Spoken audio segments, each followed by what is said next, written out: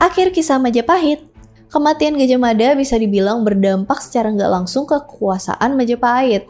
Hilangnya sosok Mahapatih yang ambisius kayak gitu bikin negara bawahan Majapahit bertanya-tanya soal gimana nasib mereka.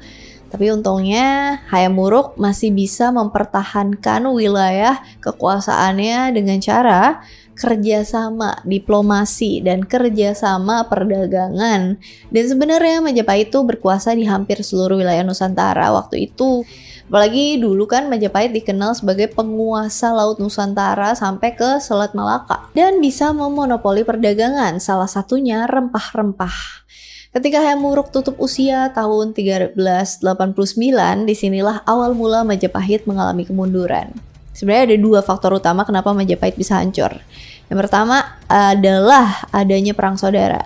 Yang kedua adalah bangkitnya kerajaan-kerajaan Islam di Nusantara. Kita bahas yang pertama dulu. Semasa hidupnya, Hayam Wuruk tuh dianugerahi 2 orang anak. Dari pernikahannya sama Ratu Sri Sudewi, Hayam Wuruk punya anak perempuan yang bernama Kusumawardhani. Lalu sebelumnya Hayam Wuruk juga punya anak lelaki hasil hubungannya dengan seorang selir yang gak diketahui namanya. Anak lelakinya itu bernama Bre Wirabumi.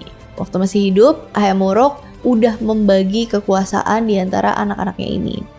Kusumawardhani nikah sama Wikramawardhana dan memimpin istana barat kerajaan Majapahit. Sedangkan anak laki-lakinya Bre Wirabumi memimpin istana timur kerajaan Majapahit. Ketika Hayam Wuruk meninggal, kedua anaknya ini tuh saling klaim soal siapa yang berhak jadi raja tunggal Majapahit. Kemudian mereka berdua akhirnya perang nih buat saling memperebutkan tahta. Perang ini dikenal dengan nama Perang Regrek yang berlangsung tahun 1405 sampai 1406. Di perang saudara itu pihak Bre Wirabumi kalah dan kepalanya dipenggal.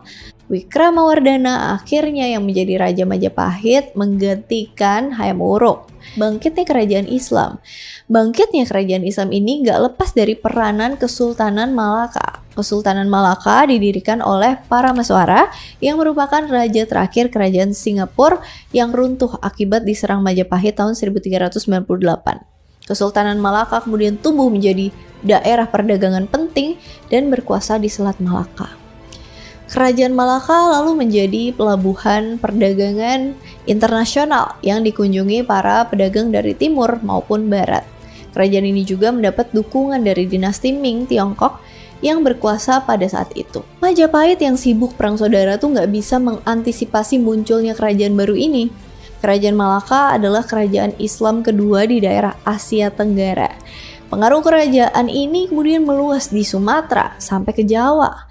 Pedagang Islam dari India kemudian jalin kerjasama dengan penduduk pesisir Pulau Sumatera dan Jawa sehingga Islam juga mulai menyebar. Kerajaan Demak didirikan oleh Raden Patah yang dalam sebuah catatan disebutin kalau dia adalah anak dari Kertabumi yang bergelar Raja Brawijaya V Majapahit.